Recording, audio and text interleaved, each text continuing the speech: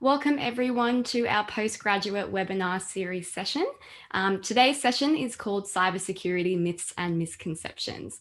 My name is Jacqueline Albert and I'm a student ambassador at Macquarie University, currently studying law and security studies. Really excited for today because I have had the opportunity to do a few of the cybersecurity units within my degree. So I, for one, am really excited to hear about the things we're going to learn and just the state of Australia's cybersecurity landscape at the moment. On behalf of this gathering, I would like to take the opportunity to acknowledge the First Nations peoples of Australia and elders past, present and emerging. So just before we get started, there were a few housekeeping points I wanted to let you know about, just so that we can maximize your webinar experience today. Firstly, the session will be recorded, so if you do need to hop up from your computer at any point, don't worry, you will be able to access all of the information from today again. Secondly, participant cameras and microphones have been muted for today. And lastly, we ask that you send your questions through the Q&A function at the bottom of your screen, and we will be endeavouring to answer those questions at the end of our session in a Q&A segment. So please feel free to send those questions at any point, and that can continue on into the Q&A as well. So I would now like to introduce Professor Dali Kafar, who is the Executive Director of the Optus Macquarie University Cybersecurity Hub and a professor within the Faculty of Science Engineering. Thank you, Professor Dali. Thanks, Jay, and welcome everyone to this webinar. Pleasure to be with all of you.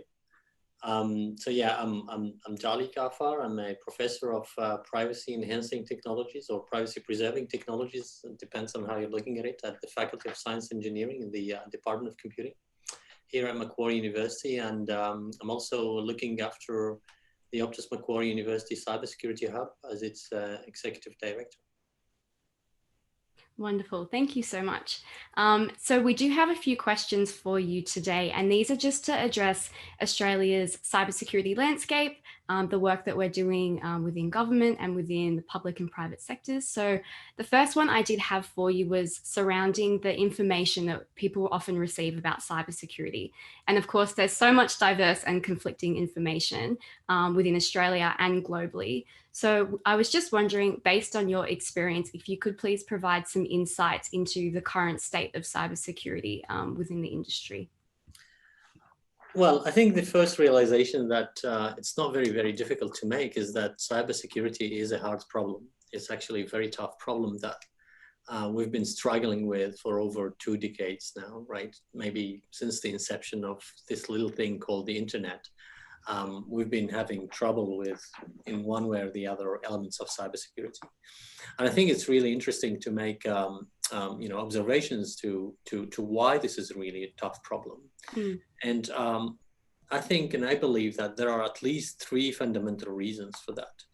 And the first has to do with the fact that cybersecurity, or solving the cybersecurity problem that we are facing today and all these challenges, is not only a technical problem. So don't get me wrong, right? It does have a lot of considerations, and at the core of it, it has to involve a technical solution or a technical approach. But it is just not only a technical problem. It does involve so many other considerations of economics and risk governance and understanding of what cybersecurity risks means, and basically, understanding economics. Mm-hmm. It does also involve an understanding of human psychology and, to some extent, human sciences. It does also involve some, considerations of policy and foresight. Yeah. So definitely, at the end of the day, cybersecurity is a multidisciplinary perspective, and it's a multidisciplinary view of how we're solving a problem. Mm. The second reason, I think, that makes this a tough problem that is kind of really unsolved, and many of us, by the way, would be thinking that it is very tough problem to solve, and that we will be having cybersecurity problems for the next 50 years ahead of us, at least. The second reason has to do with the fact that we're dealing with, problems in the cyber world, and as humans, we tend really to solve problems in the physical world and then, project those kind of solutions in any other space. This is how we humans operate. And the fact is that the rules of cyberspace and the cyber world are very, very different from the physical world. So just think in terms of distances, in terms of neighbors, in terms of proximity and so on. You know, the different notions, even the physics are very, very different. And so that particular reason makes it really, you know, very, very tough for us humans to reason of solutions that may work in the physical world and then apply them in the digital world. And the third reason really has to be, you know, linked to this kind of poor connection between the cyber and technology world and the current legislation and the current policies that are in place. Cybersecurity laws, policies, and practices in general are yet fully, you know, like probably still in their infancy and still, you know, yet to be fully developed. And this really adds to these considerations of making cybersecurity a tough problem. So this is a realization today, right? On a daily basis, we wake up probably to some possible anecdotal evidence of cybersecurity being a tough problem. We wake up to some headlines made up, whether really for private or public organizations, where we hear about, you know, data breaches, we hear about attacks, we hear about ransomware kind of incidents and so on and so forth. And it keeps going, it keeps coming, which is, by the way, from many different perspectives, represents opportunities for businesses and, you know, for individuals to tackle really challenging problems, even at the intellectual level. But of course, it's really, really important to consider the implications and the costs associated with that. And so at the end of this very long answer, I would really like maybe to just wrap up this by saying that cybersecurity is fundamentally a multidisciplinary problem. And maybe even what I like to refer to it being an antidisciplinary problem, right? The difference between multidisciplinarity and antidisciplinarity is that just the fact that when considering, you know, or when considering an antidisciplinary type of approach, that approach would just ignore disciplinary boundaries, right? Just actually trying to move ahead, trying to find solutions wherever that solution lies, without necessarily restricting ourselves to a specific discipline or a specific domain of application, which is really important, I think, in really tackling this problem. Yeah. And so just going off what you were saying about the interdisciplinary approach, do you find as someone working within the cybersecurity industry that it's really rewarding because you do get the exposure to all those different disciplines? It is. It definitely is. Like, you know, think about it from the perspective of challenges. Yeah. And you know, across history, by the way, and this is really not news for most of us, the biggest innovations and the biggest really challenges are addressed when you're working across these frontiers between disciplines, right? Yeah. So you find it really rewarding to address problems that are associated with, you know, cyber in health biometrics. This is very, very timely and, of course, important considerations of today's research and today's problems in cyber, right?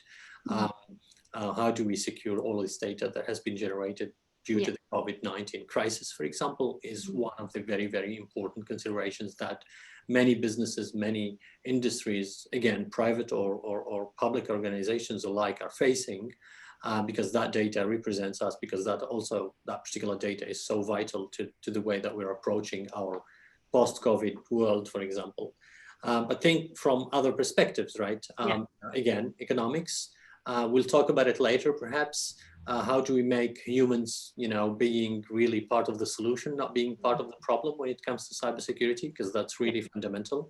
It's been acknowledged over many, many examples that, you know, humans represent the weakest chain when it comes to come up with cybersecurity solutions. How to make that change, how to make that shift, how to make humans being the last line of defense rather than being the weakest chain in the loop. Is actually really particularly rewarding, but also extremely challenging. And, you know, in every challenge, there is really a kind of very satisfying report to end up having. Yeah.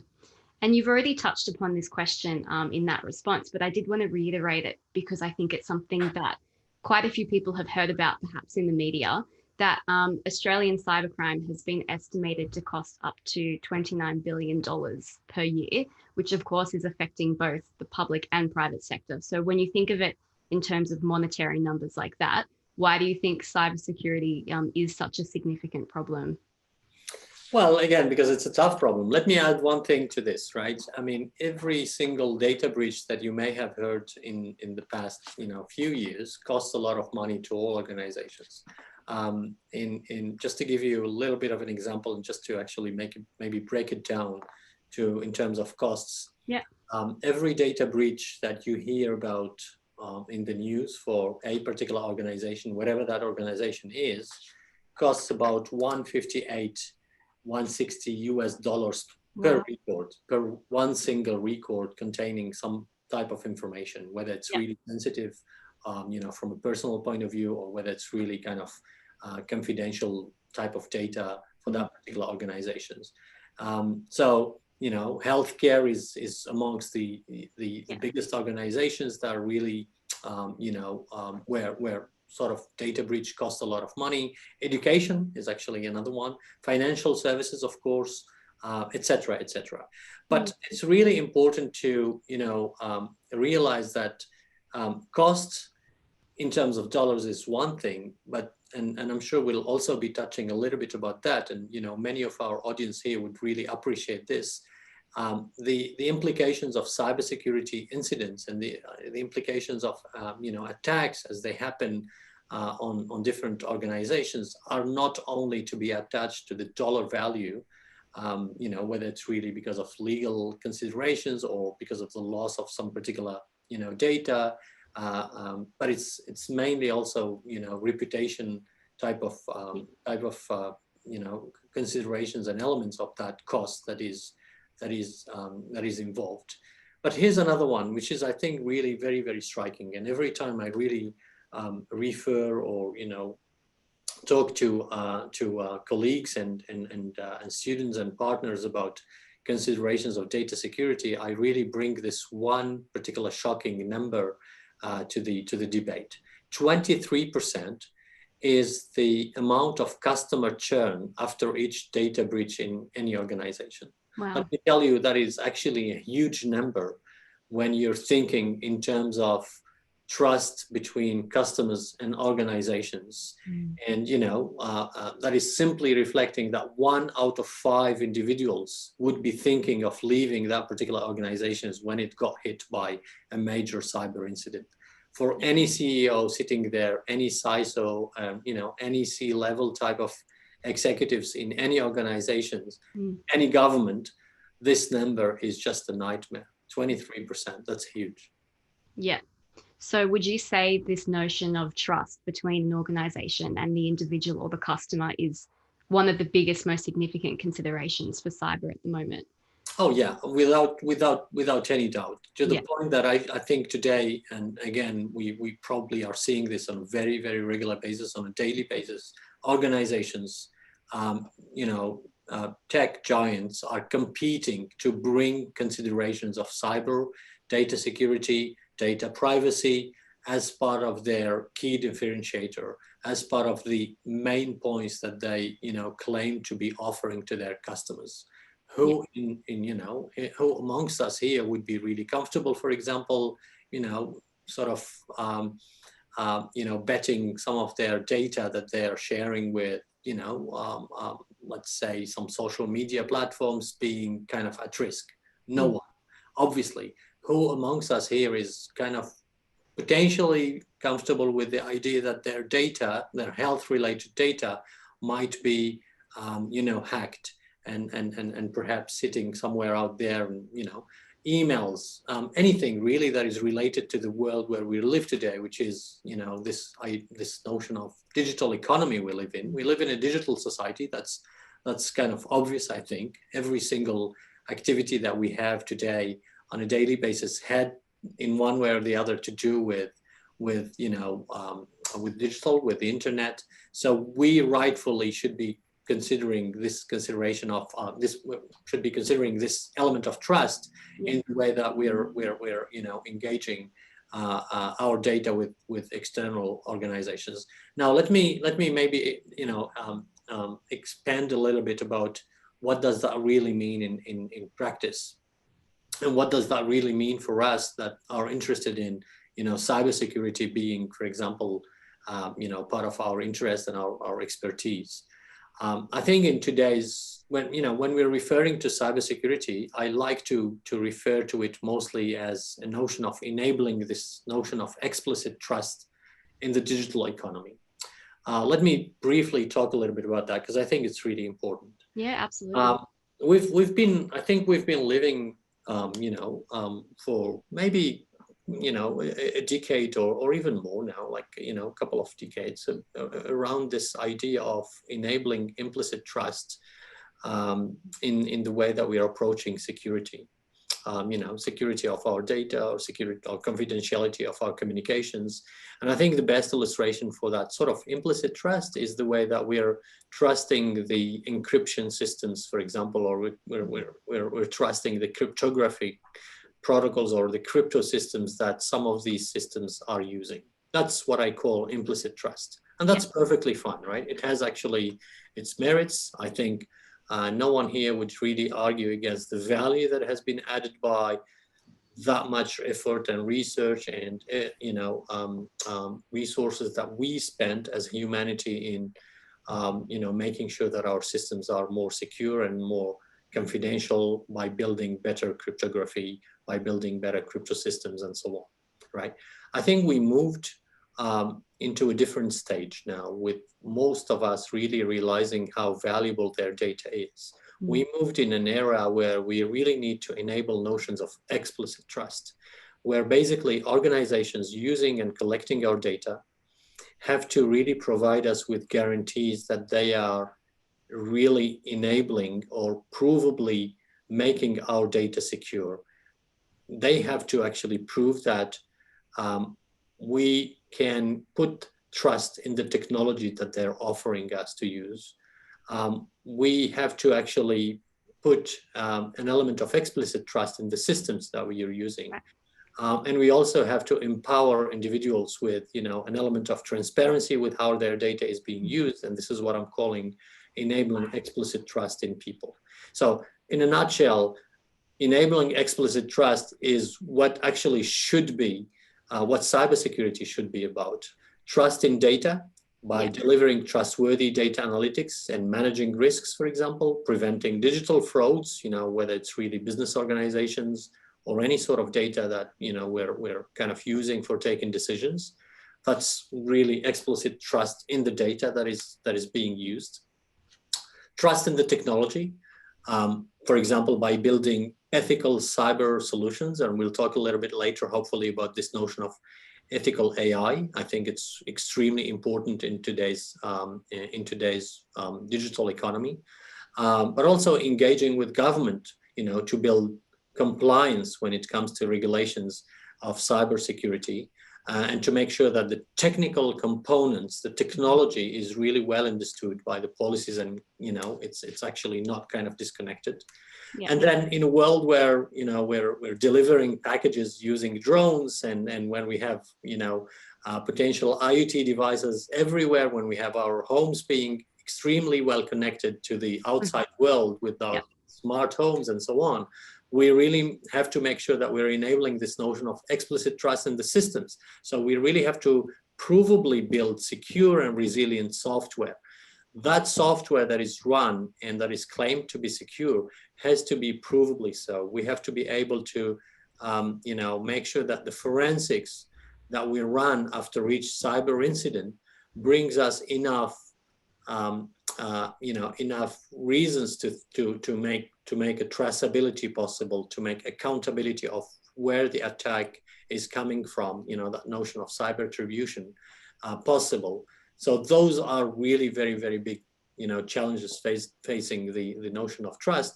And finally, trust in people by improving cybersecurity related behavior, for example. And we can also talk a little bit about some particular examples here, but trust in people would essentially mean building usable secure systems, right? And perhaps the best illustration of that is what the financial industry or the banking industry sector is moving towards when it comes to authentication systems. I think on that particular component of authenticating these little devices to the banking and to the internet banking servers, we moved really in a very good direction.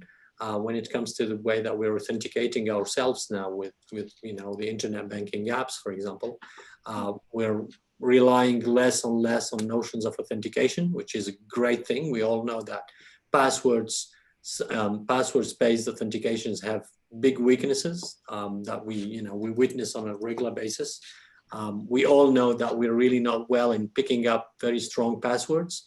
And even if you do pick a very good one, you're probably using that one and a little variation of that across 20 other websites and web services. I bet you only have 2 or 3 variants of that. If I find one, I'll probably be able to find your password to a bunch of other services. So that the authentication using passwords is definitely a failure. That actually is enabling a lot of cybersecurity weaknesses.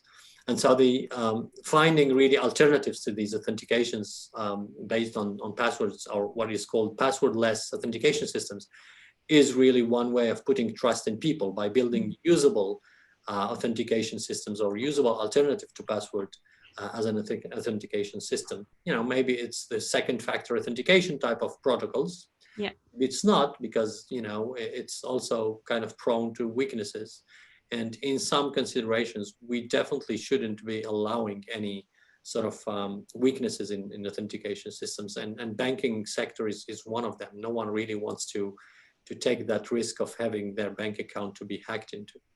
Yeah.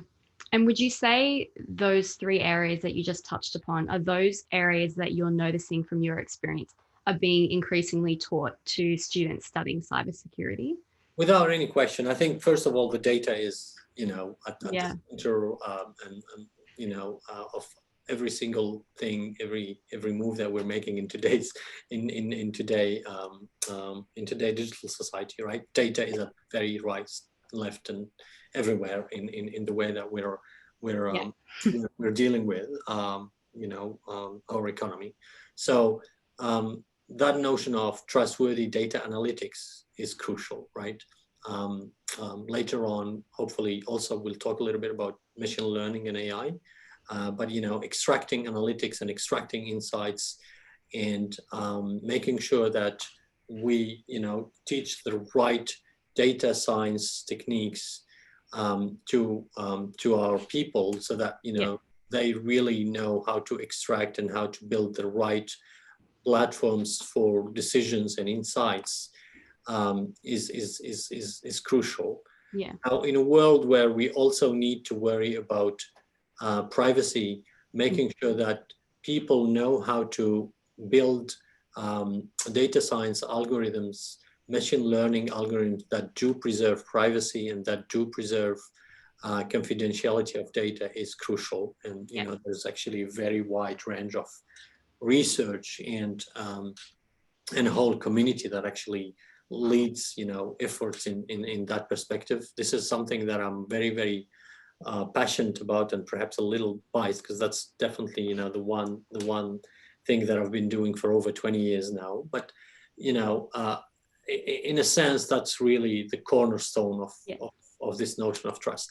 But then because you need really operations, and you need really to proceed this data, you have to make sure that you're building the right frameworks, ethical AI, for example, ethical machine learning, fairness, notion of fairness, notions of accountability, like I said, notion of traceability. These are really fundamental to a good understanding of what cybersecurity is, right? Yeah. So sometimes we really think about cybersecurity solutions as taking a machine learning algorithm and just apply a machine learning algorithm, let them run the magic, and then an anomaly will come up.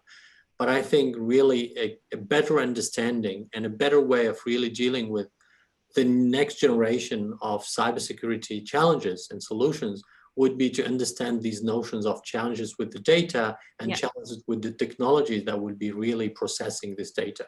Again, you'll hear a lot of these things that I think they are really at the very right, at the very, in a very good sense, at the center of the debate about technology. You know, notions of fairness, notions of unbiased when it comes to machine learning, notions of ethical machine learning, and so on. And these, I think, go hand in hand with the understanding of how to process and you know, operate with data. So that's definitely, you know, a no-brainer for, again, private and public organizations as a major skill that they're expecting, I guess, in the whole era. Yeah. And speaking of industries, I did just want to ask you a question with respect to public and private sector. So you would know, of course, that research is currently showing that the top 3 industries affected by cybersecurity incidents in 2020 was, of course, the government, both national and on a state and territory level, individuals and health. So I was wondering if you could shed some light on why these 3 industries may be the most vulnerable. Well, first of all, I think it's you know, kind of expected to have perhaps, you know, those sort of industry or sectors, you know, as being prime targets for cyber incidents or cyber attacks. Just, you know, in essence, the value of the data, the value of the personal data they may hold or may store is just too attractive for cyber criminals. Now, maybe, you know, to add to that, another consideration, which I think is really important to mention here, is that, you know, I know that we like really you know, putting some characterization on like, you know, top industry that is being a target and, you know, ranking them and so on. And the truth is that, and the sad truth perhaps of you know, the cybersecurity in practice is that cyber criminals do not necessarily, most of the time at least, do not necessarily target a specific institution. And cyber breaches very often do happen, you know, at a random type of, you know, range. Right. Let's just step back for a second and try to understand, you know, what is really happening, you know, at the level of a you know, in an environment where we do have some potential industry that is holding some data, you know, that's because after all, that's really what it is about, right? And cyber criminals sitting there, where what is really happening behind the scenes is that cyber criminals are perhaps scanning for possible vulnerabilities, you know, interested in possible data breaches that would happen because they found out you know, some informations from a particular credentials about, you know, a particular user or a particular employee. They ended up having, you know, some login and password. They're probably trying these things on, you know, in a very large scale, of course, at, you know, at different domains and different IP addresses they may think are vulnerable, et cetera, et cetera. So all of this is really happening at a very large scale. And ultimately, you know, the considerations of an attack being successful from an adversary point of view is to some extent a little bit of a random process. Now, you know, and winning the lottery would mean basically from an adversary and malicious entity point of view, kind of breaching in a very, you know, stealthy way into a big organizations and, you know, ending up really sort of perhaps downloading or perhaps accessing a wide variety of sensitive information, whether it's really credit card type of information or whether it's really employee records or anything, right? Or just, you know, some sort of retail information, technology-based hospitality type of data, etc. But you know, this is just to reflect on the fact that all industries and all organizations, again, private, whether it's really government or not, are vulnerable and potentially attractive victims to cyber criminals. That's, I think, the most important considerations that we have to make. The target here has to be these valuable data that are, you know, being stored whether it's in the cloud, whether, I'm just conscious of the resources needed, and then I would actually go and, get some of my data to be hosted, whether it's really within some Amazon servers or within some Google servers, or anyway, like I'm outsourcing that sort of storage and that sort of whole process, or whether it's really some sort of private servers and private networks that hold my own data. We have to understand that, the attractiveness here comes from where the data sits, how the data is protected or not, whether there is some, element of protection measures and resiliency of the network that where this particular data sits, technically speaking, is essentially whether there is a realization that there is some potential network segmentation that is happening, different zones in the network that would create different obstacles for adversaries or not, things like that, right? So, but at the end of the day, this is really associated with this notion of resilience of the network. Yeah. But malicious entities are operating pretty much in a random way and opportunistically. That's exactly what I would like to leave you with. This notion of opportunistic, considerations that cyber criminals do live with as a strategy. Yeah, right. That's really interesting. And speaking of opportunities, I was going to ask you a question on just a case study that quite a few people may have heard of in the news, which was in March, the case study of the Microsoft Exchange software being compromised by attackers. So I thought it would be an interesting case study to just mention, because I thought it would be fascinating for people who are listening to hear how companies and individuals can better protect themselves from these kind of attacks. Yeah, so I mean, there are really some very, I really don't like really referring to basic rules, because I think every single one of us has probably understood that, and I can't really, I'm really not comfortable with this idea that, possibly there are out there some companies or some organizations that are living with this idea of not implementing some very, very basic security protocols, whether it's really kind of basic implementations of firewalling, or, specific middle boxes being set as security parameters, like, we said, network segmentation. These are really the IT considerations of network security as such. But the trouble is, and the challenge is, and this is really referring back to that very, very original statement that I was making to you earlier, Jay, about how tough the cybersecurity problem is. Yeah.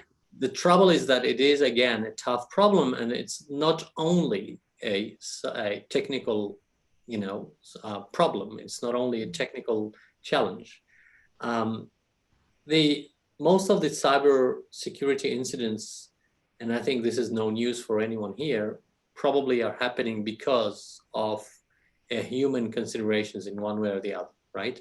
It is a very well-known fact, right? We know that down there has been, a human that essentially, we do make mistakes. So, basically that happens. Again, in one way or the other, right? Whether it's really because of a misconfiguration or a sort of implementation of a protocol, that's also to be accounted for human problems, right? Or human errors. Most of us would really forget about that and thinking that human errors is just, me being kind of, me falling for a social engineering type of for a phishing attack, and some of that as a human failure. But actually, we also forget that the people who are doing the network administration, the people who are really looking after the configurations of the security protocols and the security systems in a network, for example, are prone to errors. The implementations themselves from the vendors can actually be potentially breached. And we have seen many evidence of that in the past, with some vulnerabilities being exploited or not patched at time, and so on and so forth. So the importance of the human error is really important to consider. One, two, I think it's just also a good and reminder. Every single cyber incident that we hear about on a regular basis is just a good reminder that it takes really a wide variety of skills to address the cybersecurity problem. Yeah. So again, it's not only the one individual who's sitting in the IT type of department that is trying to solve that problem. It is also a considerations of the human computer interaction engineer, the policymaker, the privacy lawyer of that particular organization, or the privacy officer, the secure software developer, probably the security administrator, etc., etc. I can keep going, right? Or the security consultant that we got to develop a specific job that the CISO, the Chief Information Security Officer, has really has hired for a particular job. Didn't necessarily consult with the network engineer. Has probably to do with that crypto analyst sitting, somewhere in another company that was providing the API of the library that was used for a particular scripting tool that is operating to extract data analytics. And I can keep going. Yeah. So it's really important to realize that it's kind of tangled web of possible vulnerabilities. Yeah. And from that sense, we have to also remind ourselves that, from time to time we hear about, LinkedIn and very, very big companies, said Microsoft type of considerations, Amazon, falling into issues of cybersecurity. I would like just to add one thing, actually, because most people would really not know this. We have done some research, actually, that was looking at all possible malicious activities that were reported from 2007 to 2017, and then we extended this until now. So it's basically 13 years plus worth of data of any possible malicious activity that has been publicly reported. Wow. And we derived some, some observations and some statistics about that. Surprisingly, and this was actually the surprise for all of us, I think, in the lab, and to the point that I think the researchers that were doing the job really did get and double and triple checked every single line that was trying to extract these statistics. Amazon was actually amongst the number one publicly revealed sort of malicious activities that are happening in these 13 years plus data. Wow.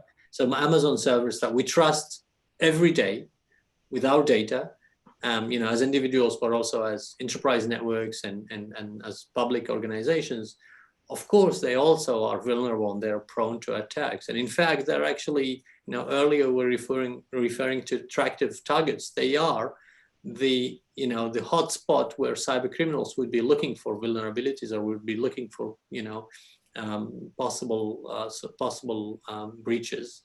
Whether that breach is happening through, again, human errors, or human credentials being phished by cyber criminals, or because of technical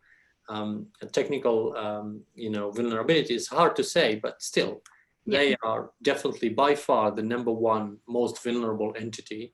But again, just to say that it actually is probably every single organization where there is an element of digital that is sitting there that is vulnerable. And as the saying goes, like the little very bad joke that cyber security experts have, it's just the idea of not knowing whether you will have a cyber incident or not. It's just the idea of when this will happen. I think it's very true. Yeah. I will just ask you one more question, because we do have quite a few Q&A questions coming through, which is amazing. Please keep sending them. And this one's just about, because you've been speaking of what people have been doing, what governments, organizations have been doing to tackle these challenges, how cybersecurity is a very complex challenge in itself, how it's interdisciplinary, and how we have this notion of trust. And so I think these are all really fascinating areas that I'm sure many people listening also find really interesting. And so I wanted to ask, as the digital landscape keeps evolving, how can future cybercrime fighters, if you want to call it, adapt to these new challenges and actually get involved in the cybersecurity industry, I should say? So I'd like maybe to answer this actually to talk a little bit about two fundamental problems I think are at least, big challenges that I can foresee for the next few, well, saying it's for the next few years is just a bit of an optimistic view. I think it's probably going to be sitting with us for another good 10 years at least. The problem of cyber attribution is a major and massive problem that we're facing on a daily basis. Just I'd like to make a very quick analogy between biological pandemic and a cyber pandemic, for example, right? And I'll explain why I'm making this analogy. I'll explain why it's really, I think, a very persistent threat in the cybersecurity environment, and why cyber attribution is really important. So biological pandemic, think COVID-19, 2.5 in terms of infection rate, as in, well, I don't know about the most recent numbers for the different variants that we're seeing these days, but, originally it was about maybe 2 to 5 persons that you would be infecting if you're infected, right? That's an infection rate of 2.5, let's say. An infection rate in a cyber pandemic world where, potentially we would be having a cyber war, for example, Slammer, which is a particular malware, which is quite old now, doubles in size every 8.5 seconds. Another very well-known botnet, which was initiated by Codred malware, acquires 2,000 new hosts per minute. Okay, in terms of infection rates, just giving you an idea about this little analogy. In terms of infection preventions, we know that the best treatment would be perhaps vaccination, but since vaccinations might not be available for everyone, we would be dealing with infection best practices: quarantine, isolation, contact tracing, right? Infection preventions for a cyber pandemic would be real-time prevention. But best practices would be a continuous process of quarantine, sandboxing, micro-segmentations, as we talked earlier about, network segmentations and so on. Isolation, build these notions of zero trust networks, segregation of networks and so on. And tracing. Threat intelligence is a very key to any sort of tracing capability that we might have. Now, it's really important to realize that in any tracing, what you would like to do is really to understand where the particular attack is coming from. Now, if you don't have that cyber attribution, you have zero possibility for having any sort of efficient tracing and type of capability. So every day we hear about possible kind of nationwide type of attacks. We're not quite sure about the possible attributions. In fact, I talked to earlier about this huge data set that we have collected for over 13 years about malicious activities globally happening. We observed some really interesting cases there where we had some attacks that were launched from LA, for example, in California, US. We observed the packets going to Eastern Asia, in Beijing, doing a little bit of a detour in Shanghai, and then ending up being, sent to Washington, DC. So we observed cases where, we had a little of a detour from US to Eastern Asia and then going back to US, but we observed all possible sort of combinations of really obfuscating these notions of cyber attacks, which makes this problem of cyber attribution extremely difficult to deal with. The second one I would like to talk very briefly about is this notion of, AI and considerations of data security and the security of AI. Okay, so far, we're really doing well with machine learning by applying machine learning techniques, which enables us to solve cybersecurity problems.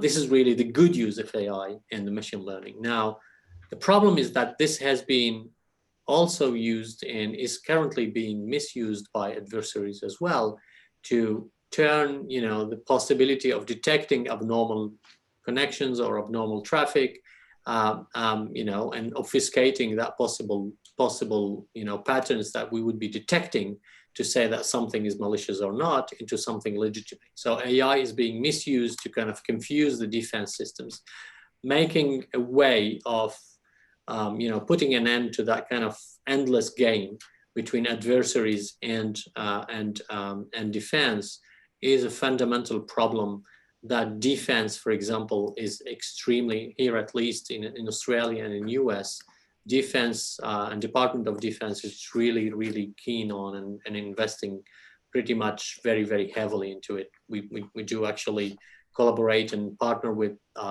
Department of Defense here in Australia in making sure that models that are built by machine learning are provably secure and provably private, so they have not been really stolen, or they're not really prone to be stolen, or not prone to be changed or altered, or compromised, etc.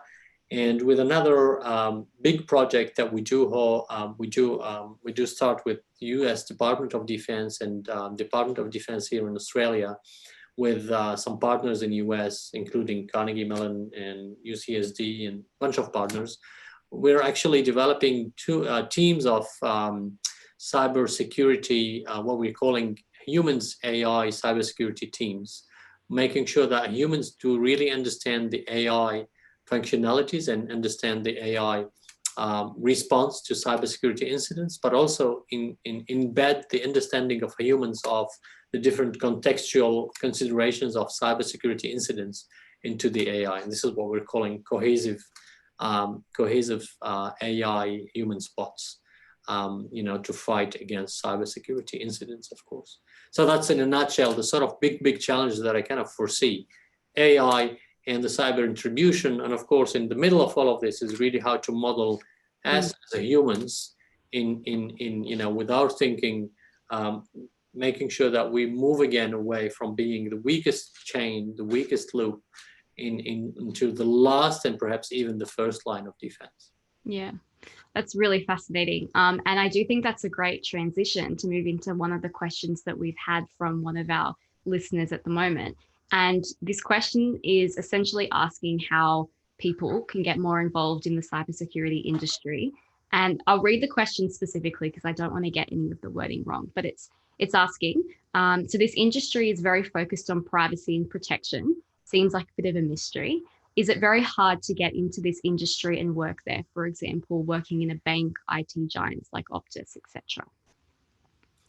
Well, I think the industry of data privacy is actually very, very fascinating one, and extremely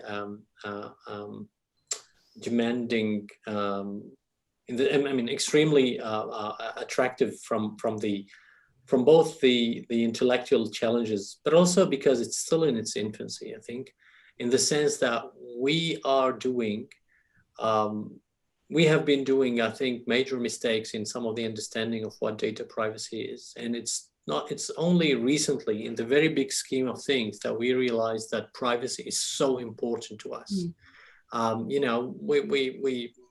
We used to, in the early 2000s, right? Some people actually might not really recall this here, or maybe too young to recall this bit, but we have been told that privacy is gone and that we probably shouldn't be, worried about it, because if we have nothing to hide, we shouldn't be worried about privacy. That's actually one CEO of Google who told us this, I think, back in 2009 or something like that. And now you could see easily how these tech companies are really competing to offer much better privacy guarantees to all their customers. And not only them, but by legislation, we really have to make sure that data privacy is at the very, the very center and very fundamental to every single thing that we do with data today. Banking is obviously, in part of this with internet banking in Australia, but also others. We'll have actually open banking with privacy as a big consideration of it. Open telcos, open energy, you name it, right? Privacy is really left, right, center in the whole conversation about data. And we as customers and as users and end users of many different platforms realize now that we're not giving away our privacy for a few little things, that might be very short term. And so, these companies are understanding that it's really a business opportunity now to make sure that privacy is at the heart of their business.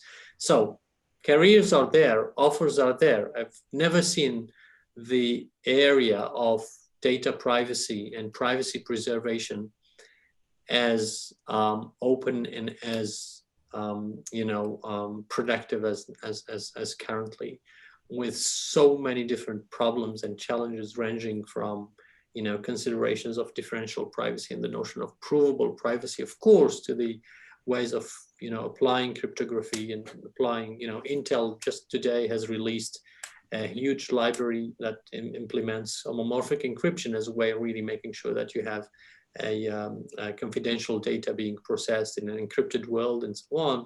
So really some good news coming even from the big companies. And again, the same comes from this perspective of machine learning, where you really need to protect your data while you're learning and you're training your models, etc.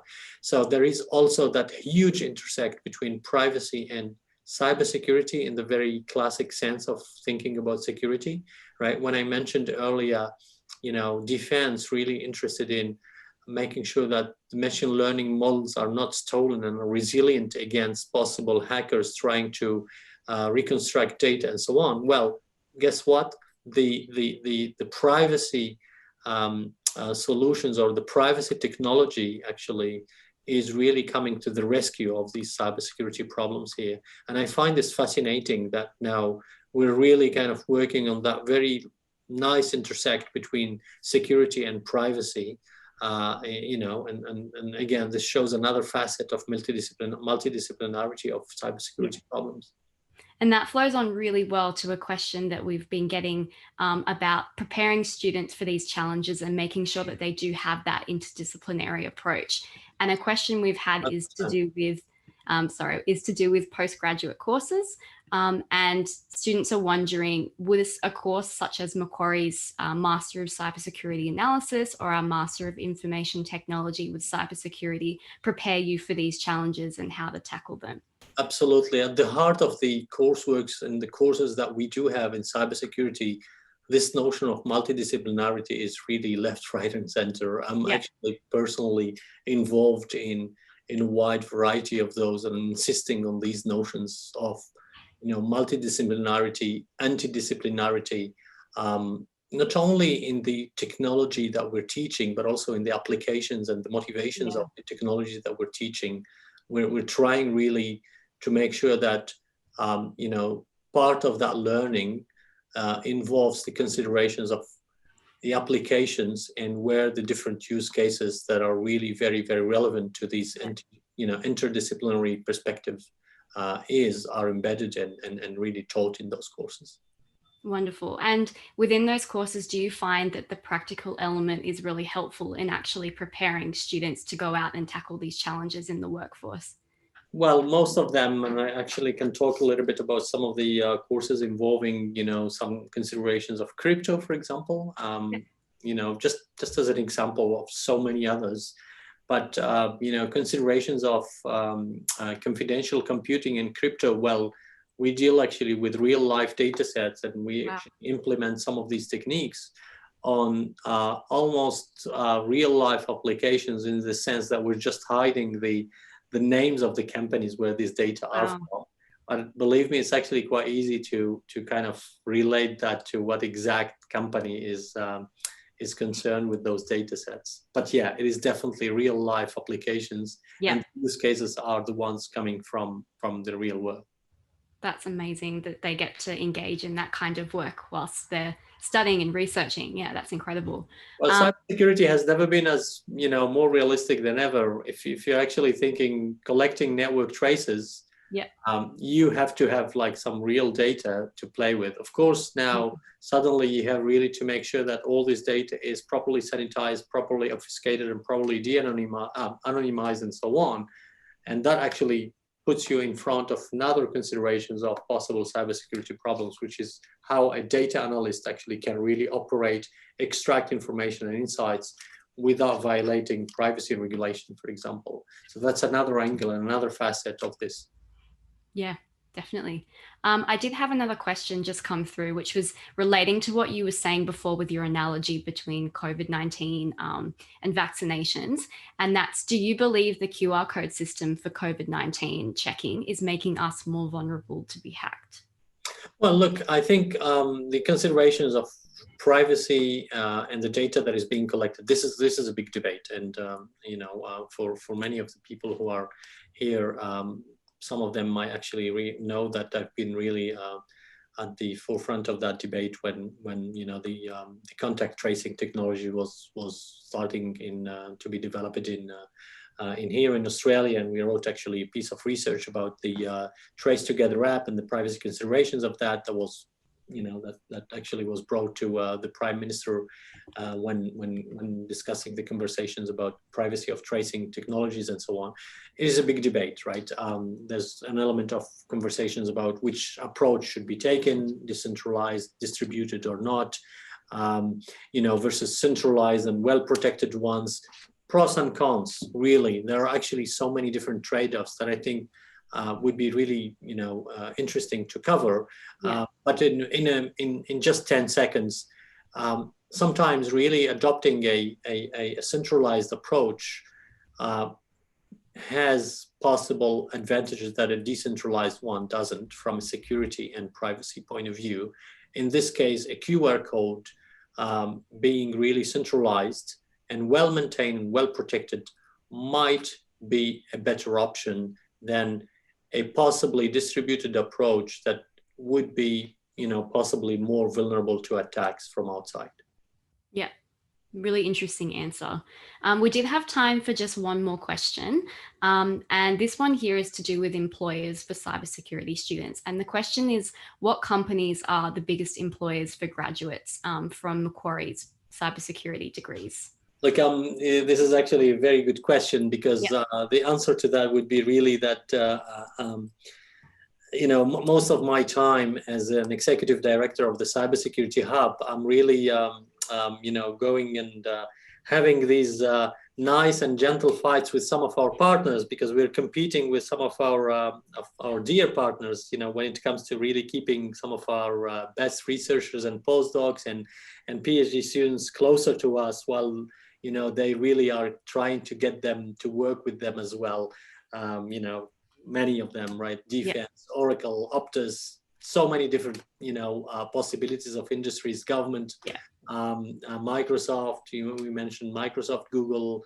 The academic world as well, of course. Just to mention a few, but. Look, the cyber world is actually really so active that, of course, there is a competition for keeping the best talent in place. And that's actually what we strive for. Of course, with our partners, we work together. So it's perfectly fine to have, research happening here or with our partners. But yeah, there's a little competition there that is happening. Yeah. Well, unfortunately, that's all the time we do have for our Q&A function today. I did just want to thank you, Dali, for your insights, your wisdom, and all of your experience. I'm sure many of you watching were able to get plenty of things out of today because I myself found this really interesting. I did just want to say to those of you who didn't have your of cybersecurity specialists, we do have information coming to you about Macquarie's postgraduate courses, which I'll just reiterate, are the Master of Cybersecurity Analysis and the Master of Information Technology in Cybersecurity. This information will be sent to you very, very soon. Both are available to start as early as session 2 in July, and applications will be closing on the 9th of July. So please do feel free to check those out. With that, that's all from us today. Thank you very much for coming along. We really appreciate having you, and we look forward to seeing you sometime soon. Thank you, everyone.